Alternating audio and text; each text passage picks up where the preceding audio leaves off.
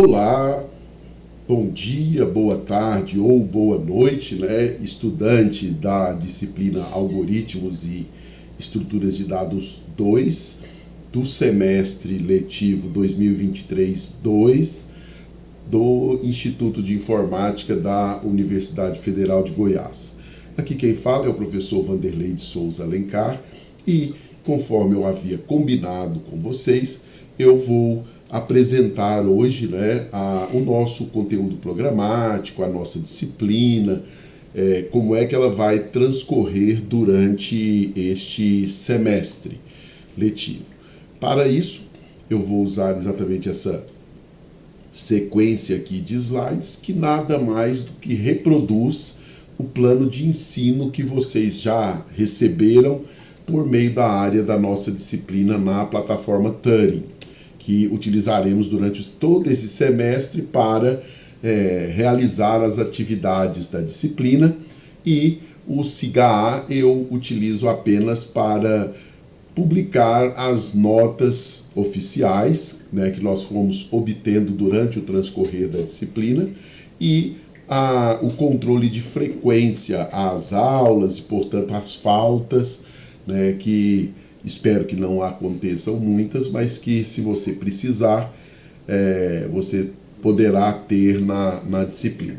Então, nós temos aí 8 tópicos que eu vou tentar tratar de maneira objetiva, mas de qualquer maneira você tem isso detalhado no plano de ensino, que eu considero uma ferramenta importantíssima para que você, na condição de estudante, acompanhe todos os passos, o que vai acontecendo na disciplina, quais são os conteúdos das próximas aulas. Nós vamos ver aqui que nós vamos usar a metodologia, uma delas, a sala de aula invertida, chamada Flipped Classroom, em que eu gostaria muito que você, antes de assistir, vir presencialmente às aulas, que você fizesse todo um estudo preparatório em relação ao conteúdo que será abordado naquela aula.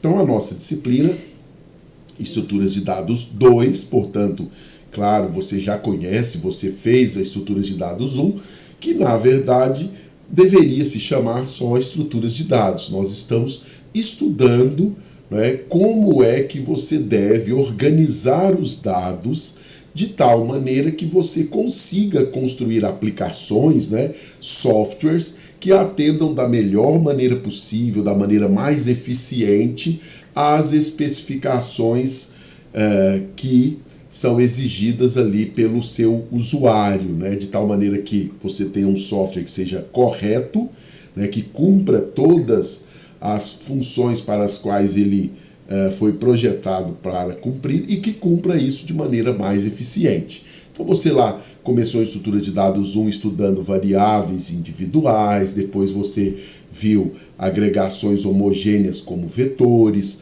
depois você viu que é possível agregar dados heterogêneos em registros, depois você estudou matrizes, você viu diversas instruções de controle, como sequência, como repetição.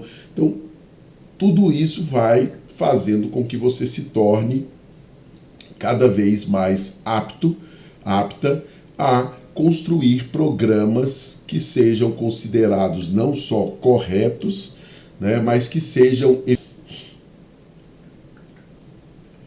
Então, neste semestre, nós vamos tratar das estruturas de dados como árvores, filas de prioridades, heaps, union and find, hashing e grafos. Essas são as estruturas que serão abordadas na disciplina Estruturas de Dados 2. Bom, como objetivos, nós definimos o seguinte: o objetivo geral da disciplina é isso, é fazer com que haja, da nossa parte, eu, na condição de professor, mediar esse processo de ensino e aprendizagem. Veja que é um processo de mão dupla, entre você e eu.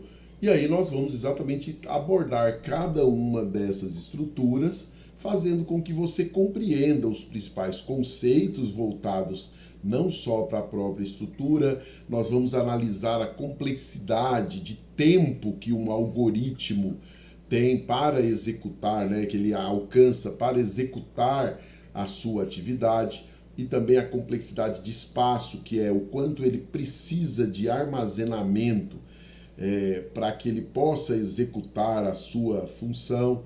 Então isso nós vamos fazer por meio de experimentos, com implementações e também sob o viés teórico, né? E aí a gente desdobra, claro, aquele grande objetivo geral em objetivos específicos, né? Então nós vamos ter que analisar cada tipo de dado, por exemplo, a estrutura de dados, entender sua representação em memória, construir os algoritmos das operações básicas, que normalmente são consulta, inserção, remoção a dados naquela estrutura, conhecer a complexidade de tempo desses algoritmos, e assim nós vamos fazendo com as diversas estruturas que nós vamos estudando no transcorrer da disciplina, desde lá da primeira árvore até a última, que serão os grafos, né? A última estrutura que nós vamos abordar. Bom, tem relação com disciplinas anteriores? É claro, na área de construção de software, né, de programação, de desenvolvimento de software, as disciplinas são interligadas. Então, você foi lá no primeiro semestre, você viu lá a introdução à programação, que é IP, você viu lógica, você já estudou estruturas de dados 1, e você vai estudar agora estrutura de dados 2, para que depois você também possa complementar esse conhecimento com disciplinas dessa área, as posteriores como análise e projeto de algoritmos, bancos de dados, compiladores, linguagens e paradigmas de programação, programação orientada a objeto, web. Então, todo esse arcabouço de disciplinas é que vai fazer com que você, ao final, você tenha uma formação em desenvolvimento de software.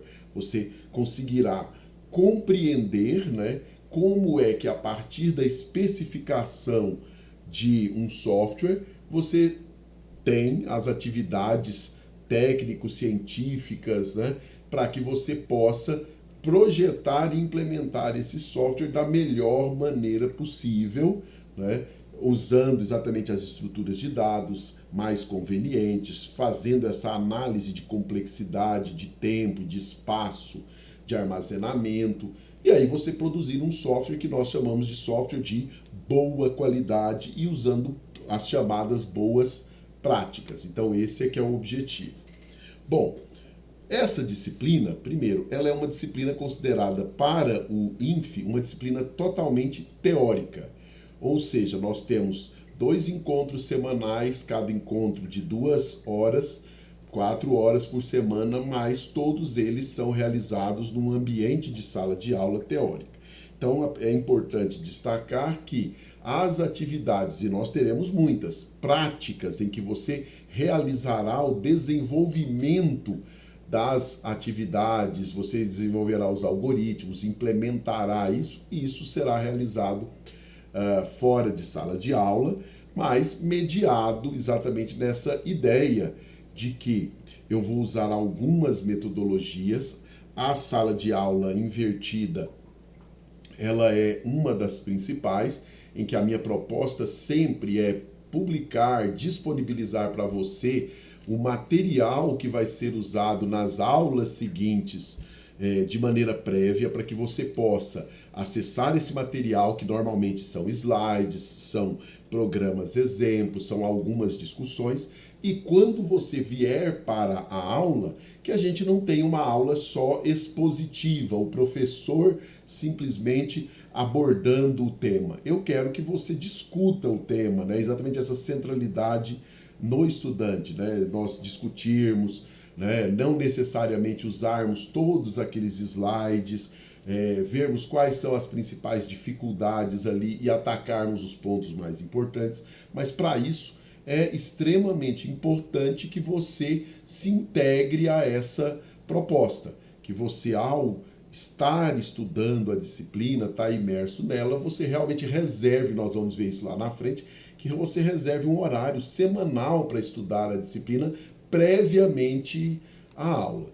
Então, por causa disso, exatamente, eu vou usar vários. Nós vamos fazer sala de aula invertida, nós vamos ter trabalhos em pares, vamos ter atividades em equipes, vamos fazer projetos em que um trabalho, né, vamos chamar assim, de uma atividade, avaliativa ou não, você vai se reunir para resolver um problema, problem-based learning, e tudo isso, claro, que vai exigir de você, não posso negar, vai exigir que você tenha essa predisposição de fora de sala de aula, seja de maneira presencial ou, hoje em dia, muito mais facilitada por próprios ambientes, né, de teleconferência, webconferência, você se reunir com seus colegas, discutir o assunto.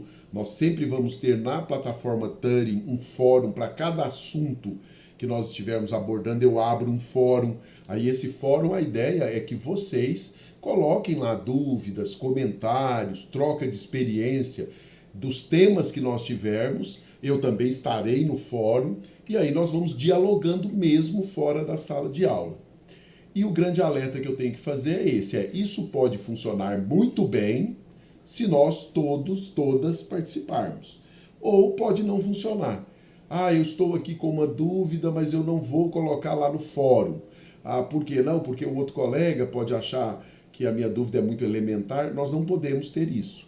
O importante é que a gente explore essas ferramentas para que a gente faça com que a disciplina se desenvolva da melhor maneira possível. Essa é a minha proposta para vocês, né? Bom, como eu falei, estou só refrisando aí, então eu vou divulgar o material, você tem que se dedicar à resolução de exercícios, problemas propostos, né?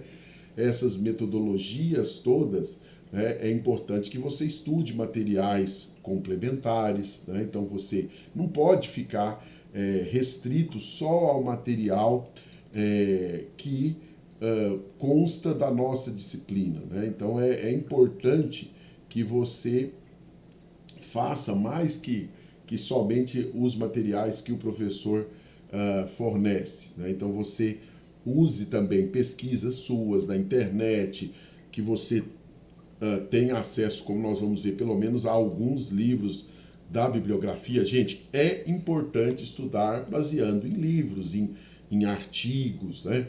Então, listas de exercícios, mesmo que elas não sejam avaliativas, podem ser avaliativas, mas podem também não ser, que você faça os exercícios, aquilo vai reforçar, né, que o seu conhecimento, vai te permitir uma prática, né, na resolução daquele tipo de problema.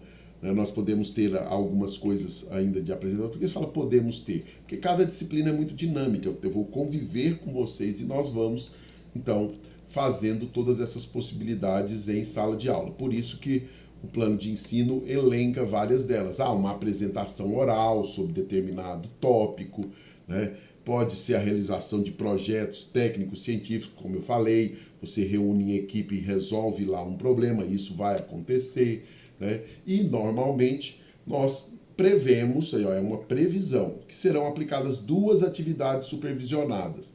Uma relativa ao primeiro bimestre, né, que vai agora de outubro, vamos lá, outubro e novembro, ela é aplicada lá até o meio de dezembro, depois a outra que é dezembro, janeiro, porque as nossas aulas terminam lá no comecinho de fevereiro. Isso é uma média. Normalmente eu vou aplicar 2 e junto com elas, né, essas 2 atividades supervisionadas, sempre você vai ter pelo menos aí 15 dias para que você possa realizá-la. Então fica um tempo razoável para execução e entrega. As chamadas avaliações formais ou provas, né, são também em número de 2. Então elas estão no calendário, estão lá no plano de ensino já constando, valem de 0 a 10, né, normalmente são avaliações individuais. Eu deixei a aplicação em 2 partes, ou seja, as 2 aulas da semana serão utilizadas para a aplicação dessas avaliações. Por quê? Porque pode ser que eu quebre a turma em 2 pedaços, um grupo faz a avaliação na terça e outro na quinta, pode ser que a gente faça todo mundo, mas com a avaliação em que você faz algumas questões na terça, algumas questões na quinta. Eu vou avisar isso também com antecedência em todos os casos, como é que vai ser a dinâmica da aplicação das avaliações. Se por acaso alguém perder uma dessas avaliações por algum motivo justificado lá de acordo com o regulamento geral dos cursos de graduação da UFG, você pode requerer outra avaliação chamada segunda chamada, e aí ela vai substituir aquela, a primeira ou a segunda que você perdeu. Espero que ninguém perca, que o semestre seja tranquilo e você não tenha que recorrer à segunda chamada. Como é que é a média, né? Bom, o semestre é dividido em 2 bimestres. Pronto. Bom, o primeiro bimestre vai ter uma média M1, média 1, e o segundo, média 2. Essas médias 1 e 2, elas são computadas de maneira ponderada para gerar a nota final. Ou seja, o primeiro bimestre vale 40% da nota, por isso que ele é multiplicado por 0,40. E o segundo bimestre vale 60%, ele é multiplicado por 0,6, a média que você obtiver lá. Então, claro, aqui está dizendo, olha, o primeiro bimestre tem uma participação menor que o segundo bimestre. Ah, por quê? Porque no segundo bimestre você já tem todo o conteúdo do primeiro bimestre acumulado ao próprio. Então é por isso que a participação em termos de nota do segundo bimestre é maior. Mas em cada bimestre, não. Aí eu tenho as atividades supervisionadas, como eu falei, que deve ser uma no primeiro bimestre e uma no segundo. Essas valem 30% da nota do bimestre. E a avaliação ou chamada prova vale 70%. Então aí está a ponderação dentro de um bimestre que 30% vai vir das atividades supervisionadas e 70% da chamada prova ou atividade que eu chamo de avaliação formal, porque ela pode ser um projeto, por exemplo. Né? Bom, tá aí a explicação, né, do ponto de vista de fórmula. Você já sabe as regras da UFG. Você tem que ter uma média igual ou superior a 6 pontos, tem que ter frequência mínima de 75% às aulas, e tudo está regulamentado dentro do RGCG da universidade. Né? E claro, espero também que nunca aconteça, qualquer não entrega, não realização da atividade, ela acaba sendo associada à nota 0 a ela. Né? Todas as atividades, né, extra classe, elas são consideradas supervisionadas, esse estudo que você faz fora, a questão dos trabalhos, das reuniões, por exemplo, para realizar um projeto, isso tudo faz parte do que a universidade e a legislação chama de atividades supervisionadas. Espero que isso nunca aconteça, né, mas a gente tem sempre que tomar muito cuidado com a questão de plágio, né, quando você está fazendo, por exemplo, uma atividade. É claro que programas de computadores, quando eles são especificados de uma mesma maneira, é muito provável que haja diversas partes dele que são comuns. Né? Se nós dois estamos lá resolvendo um certo problema que foi especificado com detalhes lá de entrada, processamento, saída, é claro que muito provavelmente nossos programas terão bons trechos que têm similaridades, que poderiam ser consideradas até altas. Mas isso não chega a ser um plágio, é uma similaridade por função, porque você está executando a mesma atividade. Mas tem que tomar cuidado com isso, de você não simplesmente, por exemplo, estar estudando um projeto, está estudando um problema, ir lá e pegar o código de alguém ipsis literis e colocar no seu código de maneira extensiva. Né? Idem usar ferramentas hoje disponíveis de inteligência artificial para você gerar o código completamente, então, ou boa parte dele. Isso você não pode fazer, isso você tem que simplesmente criar o seu código, mesmo que seja estudando códigos, né, estudando outras experiências. Isso é normal, né, faz parte da prática de desenvolvimento de software, você conhecer e ter referências de outras pessoas, outros profissionais, para que você desenvolva, por exemplo, uma determinada tarefa, uma determinada atividade, principalmente quando ela é em algoritmação, desenvolvimento de software, né? Já fala, segunda chamada, você já sabe que tem um processo aí, como é que você solicita, né? E também o atendimento da disciplina, eu vou realizá-lo na minha sala, a sala do professor, que é a sala 103, no bloco da sala de professores, das terças e quintas-feiras, das 19 às 19h50. Mas nós também teremos, como eu falei, o fórum para todos os assuntos. Eu sempre abro um fórum pela plataforma que você também pode submeter dúvidas, comentários, né? A sua vivência ali na disciplina, naquele problema.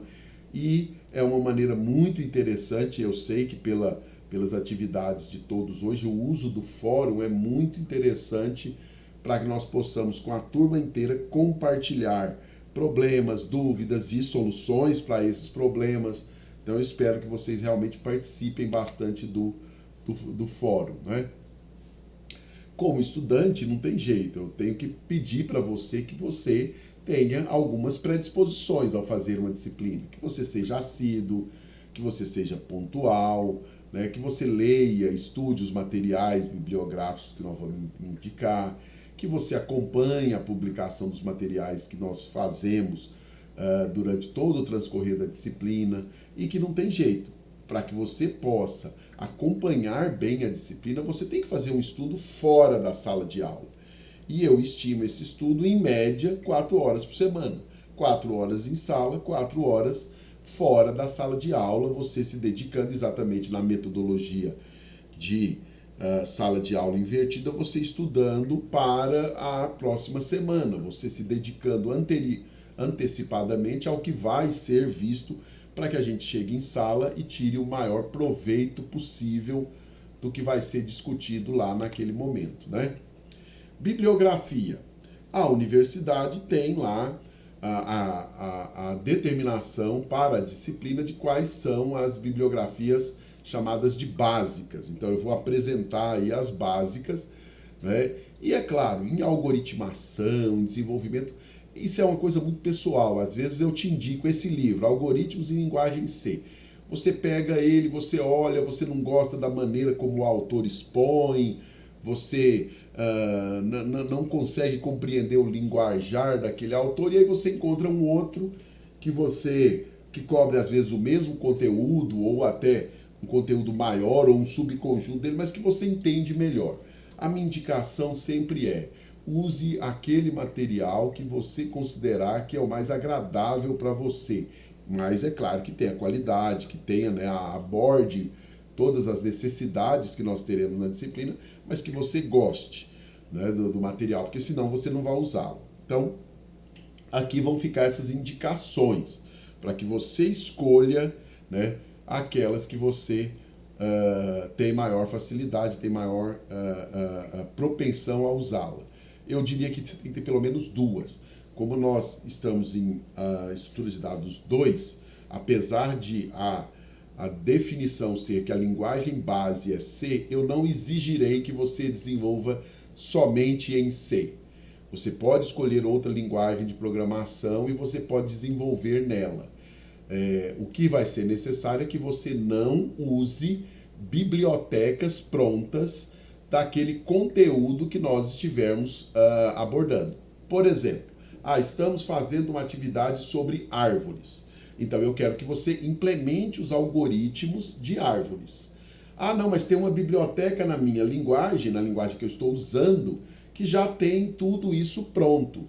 Então eu posso ir lá e fazer uma busca na árvore binária, porque já tem um algoritmo implementado de busca. Não, você não vai poder usar esse algoritmo.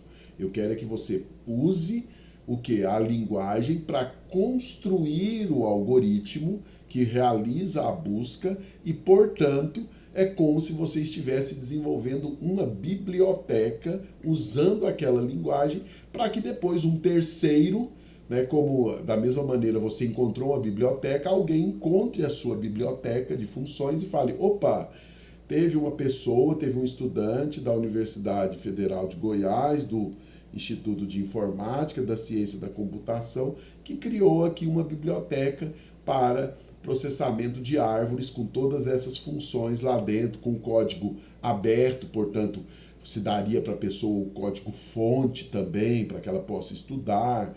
Então essa que é a ideia. Então aí é que eu vou passar rapidamente os livros.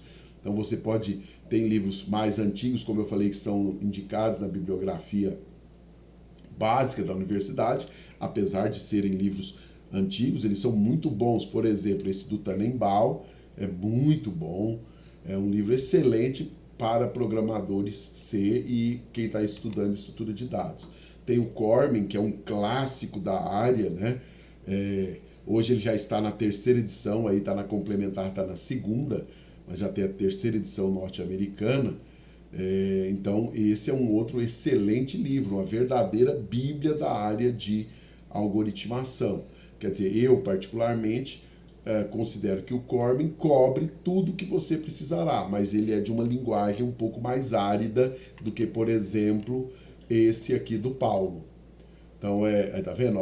Ele é mais completo, mas ele tem uma linguagem mais árida um pouco, é mais difícil de você ler, né? Então aqui tem várias sugestões, né? Esse do Sedgwick também é um bom livro, eles são várias partes, tem lá Fundamentals, que é a parte de P, depois vem Data Structures, que é o que nós estamos estudando, ele tem a parte só de algoritmos de ordenação e busca em partes, né? Então ele quebra ali em várias partes o livro, também é um livro muito bom. Enfim, aqui vai ficar muito a seu critério escolher, né, aqueles que você prefere. Eu coloquei esses aqui como sugeridas porque eles são livros editados mais recentemente. Então eles têm uma linguagem mais moderna, um layout gráfico também do livro mais interessante, mas não é que eles são melhores só porque eles são mais recentes de publicação, não. Tem muito a ver isso com a linguagem que é usada, a estrutura como o livro é desenhado. Esse, por exemplo, é outro livro que eu gosto bastante, que é o do Drozdeck. Então, é um livro que já apresenta estrutura de dados e ele já vem em C++, ele já vem com toda a parte de C++ para orientação a objetos. Quem usa esse tem um facilitador, já está estudando para uma futura disciplina de orientação a objetos. Vai ter uma facilidade maior quando chegar a ela de já estar usando C++ com a parte de orientação a objetos. Enfim, gente, é muito relativo, como eu falei, os livros que você quer usar. Você tem que dar uma olhada e escolher. Vou usar a Turing como ambiente básico de materiais e atividades, como eu já falei, tá aí, ela é acessível, você já está inscrito, então já está acessando a área da disciplina, né? Então o material, ele é um material nosso, interno, então não é permitido que você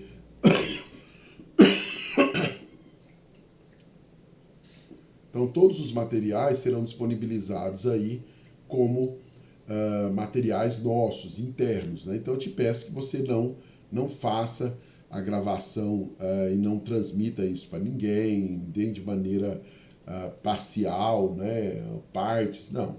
Se houver essa necessidade, você fala comigo e a gente vê a melhor maneira de resolver, né? Então você não pode reproduzir, redistribuir trechos por direito autoral sem que a gente pelo menos converse para saber para quem vai isso e tal, tá bom? Eu posso vir a usar o Sharif.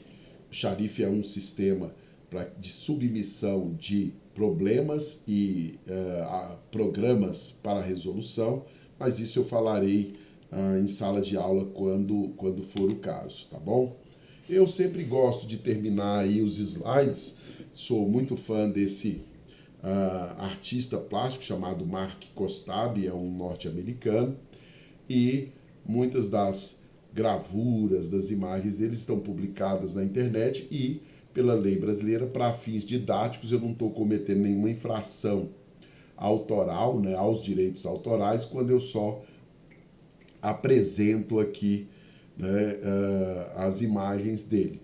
Muitas não têm nada a ver com o tema, outras têm, A arte é assim, eu gosto desse artista e resolvi colocar ao final aí de cada capítulo nosso, eu sempre coloco uma imagem dele, né? E cada um, claro, como é arte, eu não consegui identificar o nome dessa figura, por isso que né, dessa obra de arte eu não consegui localizar o nome dela, por isso aí os 3 pontos de interrogação, mas para mim é esse momento aí, nós estamos agora iniciando uma disciplina, né? Você tem lá, ó, ele ali está com 4 livros, né? À mão, e está ali sob a lua, né, em um exemplo contemplativo, parou ali numa certa página do livro e está ali pensando. O que poderia me fazer imaginar que esse livro ali é um livro de um romance, uma aventura, né, alguma coisa assim, que a pessoa parou para dar uma contemplada. Mas a arte é assim, cada um vai ter a sua interpretação. E é isso que é legal mesmo. E é por isso que eu acho interessante colocar isso aí ao final. Por quê? Porque é outra coisa que eu queria te dizer. Eu acho que mesmo você fazendo uma disciplina de uma área científica bem específica, como é o nosso caso da computação, eu te indico sempre que você se dedique a outras áreas, como por exemplo, literatura, quem gosta, música, alguma atividade artística, quem gosta de esporte, que você também faça esse tipo de outras atividades intermeadas com as suas atividades diretamente para o curso. Em sala de aula a gente vai discutir um pouco mais sobre isso. Sejam bem-vindas e bem-vindos à disciplina. Espero que a gente tenha um semestre extremamente produtivo, né? Que ao final da disciplina você saia satisfeito, tendo aprendido bastante sobre o nosso tema, que eu concordo, é um tema árido, é um tema que não é uma coisa simples, né? Senão todas poderiam dominar bem o desenvolvimento, por exemplo, de software, e não é assim que acontece, mas o meu objetivo maior é que você saia da disciplina e falando, olha, eu fiz uma boa disciplina, eu aprendi bastante, né? Sei que outras pessoas gostam mais, gostam menos da área de desenvolvimento, é assim mesmo, mas como bacharel em ciência da computação, você tem que sair com um nível mínimo de conhecimento, de preferência sólido nessa área, para que se um dia você resolver se dedicar integralmente a ela, você tenha todas as condições de atuar bem. Agora, se você já decidiu que essa é a sua área, eu diria que é a oportunidade de você realmente imergir nesses temas, se dedicar além do que a disciplina exige, né, se esforçar mais e aí sim sair ao final do curso falando, nossa, olha, eu passei por uma disciplina e ela me permitiu galgar cada vez mais conhecimentos de maior nível e isso vai me tornar um profissional melhor, né, que a grande maioria nesse segmento. Claro que isso pensando que você já se decidiu que essa área de desenvolvimento, de programação, de construção de software e tal, é a sua área, né? E isso, claro, no curso de ciência da computação é possível, né? Para várias outras áreas. Eu posso ter me dedicado à área de resolver que eu vou me dedicar à área de redes, à área de banco de dados, né? Enfim, as várias sub-áreas que nós temos no nosso curso, tá? Sejam bem-vindas, bem-vindos. Bom semestre 2023-2 para nós.